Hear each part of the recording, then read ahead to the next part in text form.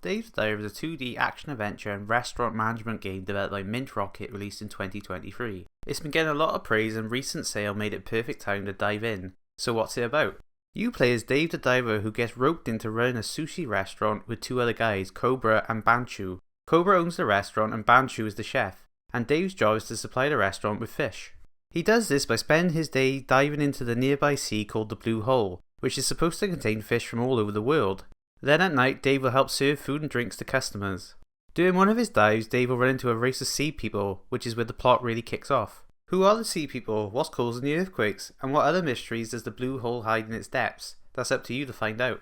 First, I'm going to start with the gameplay. The game starts off with a simple daytime loop. You can go diving 3 times a day, once in the morning, afternoon and night. When diving, you will be exploring and look for fish and ingredients for use in the restaurant.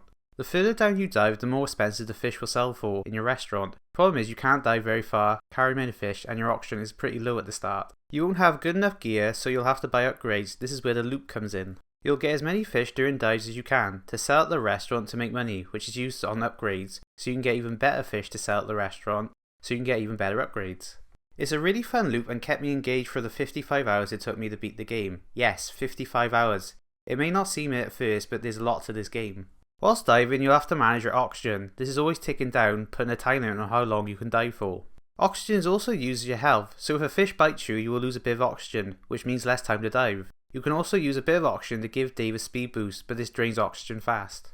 Oxygen refills can be found during the dive. They are common enough, but not enough to rely on when deeper down. Dave also has a weight limit. If you reach this whilst diving, Dave will slow down and lose oxygen faster. To end the run at the start of the game, you have to swim back to the surface, so this will need to be factored in.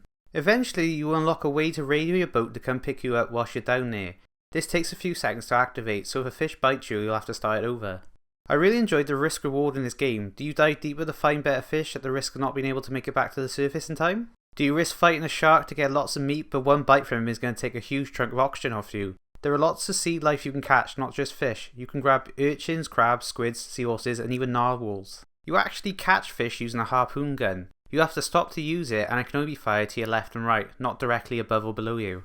It has a fairly slow reach and has to be fired all the way in order to use it. If it hits a wall, it won't work. It will take a few harpoons to catch a fish. You're supposed to use your other weapons to weaken the fish so they're easier to catch with a harpoon. There are surprisingly a variety of weapons. You will always have your knife on you at the start of the dive. This doesn't do much damage and has very low range. You can find better melee weapons in chests during the dives like swords or a baseball bat, but you can only use them on that dive. You can even find boxing gloves, which is pretty funny seeing this fat man doing a 1-2 combo on some tuna. You can also find ranged weapons in chests as well. These can range from a shotgun, sniper, or even a grenade launcher. Unlike the melee weapons, these can be brought with you on every dive after you have made them. So first you'll have to find, say, the shotgun and bring it back to the boat 3 times before you have the ability to craft it. Once you do craft it, you can start every dive with that. And Duff the gunsmith can even upgrade it to more powerful and have different effects like fire, electricity, and tranquilizer at the cost of some resources. These upgrades are useful against bigger fish or bosses. Yes, there are bosses in this game, like a giant crab or a dude in a mech suit. Bosses normally have a specific way to beat them, like the giant crab has to have barrels dropped on his head, but some can just be shot at with your gun after waiting for an opening.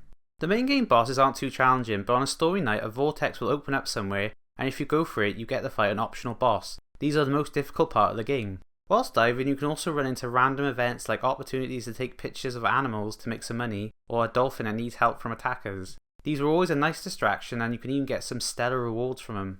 So what do you do with all these fish you have caught? You serve them at the restaurant when night comes. First you have to decide what is on the menu. This is obviously dependent on what you have caught. You can sort dishes by price, taste, etc.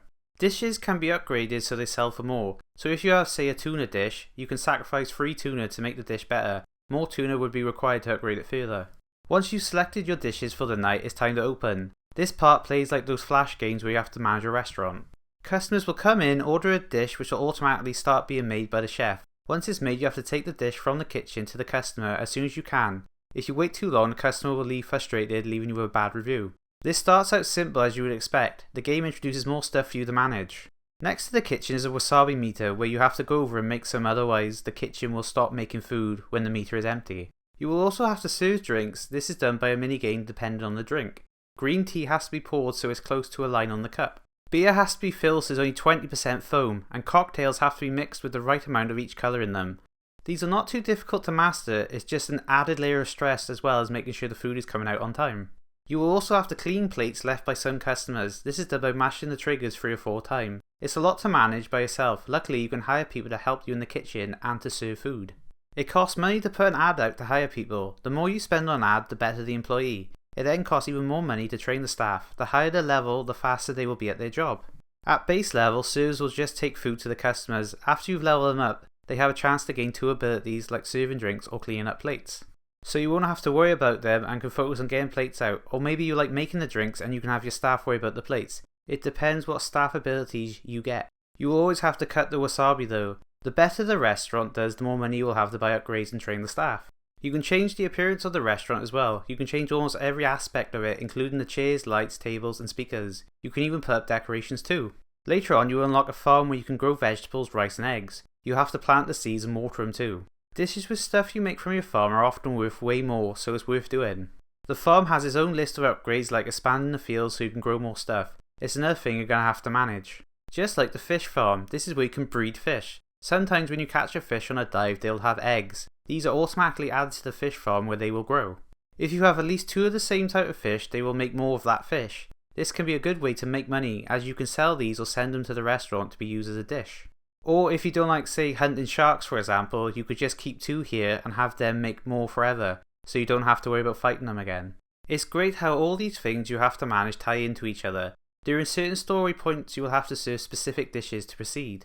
So one for example may be a narwhal dish with cucumbers. There is always a time limit on these, making this your focus. I'm sure you can fail the time limit and customers will come back again next week, but I'm not 100% because I didn't risk failing these. So for that dish you would have to grow cucumbers at the farm, and narwhals are found very deep down whilst diving, so the game encourages you to keep making progress all the time. I'm sure some people would just focus on making money at the restaurant and not going deeper if it wasn't for these specific orders. This is an incredibly fun main gameplay loop, but this game also likes to dabble in random mini games as well. On your phone you can play a Flappy Bird type game, you can unlock a Tamagotchi to take care of, and after one random night Duff the Gunsmith will have a wet dream about K-pop stars which you play through as a rhythm game. This gets unlocked on your phone as well. I'm not making that up by the way, it's clearly a wet dream. There are lots of gameplay shake-ups during the missions as well. At some point you'll have to do a Cooking Mama style game to make food.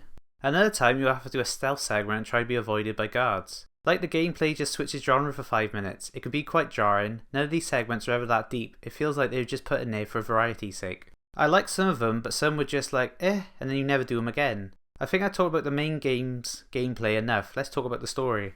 It's pretty good, it has a light-hearted tone and a lot of comedy sprinkled throughout. It takes a lot of unexpected turns for a game about fishing.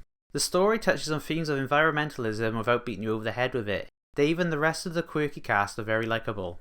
It's fun figuring out what's causing the earthquakes, and it's nice to see the sea people slowly starting to trust an outsider. It's not super deep in my opinion, but it was engaging enough throughout. The story doesn't have any voice acting. Cutscenes are shown with a beautiful pixel art style and expressive animations. When a customer tries the dish they ordered, a really over-the-top cutscene plays of them having their taste buds blown, similar to that scene in Ratatouille. Each customer has a unique cutscene which is always a treat to watch. During gameplay, the game uses a blend of pixel art and 3D environments to give the area depths. It also uses dynamic lighting underwater to make areas look really pretty.